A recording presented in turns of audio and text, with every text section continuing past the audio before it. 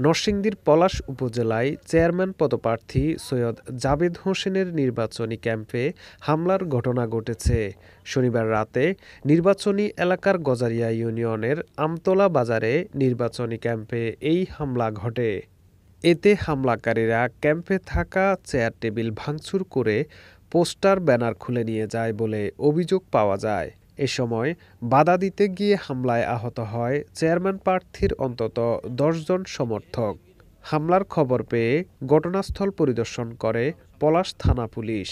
উপজেলা চেয়ারম্যান প্রার্থী সৈয়দ জাবেদ হোসেন অভিযোগ করে বলেন, রাত ৯টার দিকে আমতলা এলাকায় তার প্রতিদ্বন্দ্বী চেয়ারম্যান প্রার্থী শরীফুল হকের সমর্থকরা মিছিল নিয়ে যাওয়ার সময় বাজারে অবস্থিত তার কাপ পিরিচ মার্কার নির্বাচনী ক্যাম্পে অতর্কিত হামলা চালায়। সাবেক এমপি মহোদয় কামরুল আশরাফ খান পটন সাহেবের নেতৃত্বে আজকে যেই গজারি ইউনিয়ন গণসংযোগ করে এবং বর্তমান এমপির শ্যালক শরীফুল হক শরীফ সাহেবের সমর্থকরা আজকে এই গণসংযোগ করতে গিয়ে আজকে আমার নির্বাচনী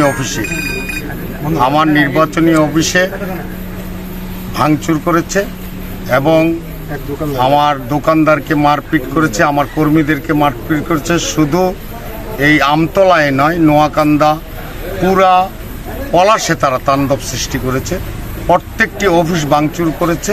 এই হামলায় অন্তত ১০ থেকে ১২ জন লোক হামলা করেছে এবং তাদের মিছিল যাওয়ার পরেই এই হামলাটি হয়। এখানে অফিসের ভাঙচুর করছে, চেয়ার, লাইট এবং যেই ব্যানার সব কিছু খুলে নিয়ে গেছে, পোস্টার সব খুলে নিয়ে গেছে এবং সিলিং ফ্যানটা ছিল সেটাও খুলে নিয়ে গেছে। আর কর্মী অন্তত ১০ থেকে ১২ জন কর্মী আহত হয়েছে, বিশেষ করে এই গজারিয়ার আমতলা এবং নোয়াকান্দাতে। এবং এইখানে আসার সাথে সাথে আমি খবর পেয়েছি পলাশেও আমার একজন কর্মীর উপরে হামলা করেছে।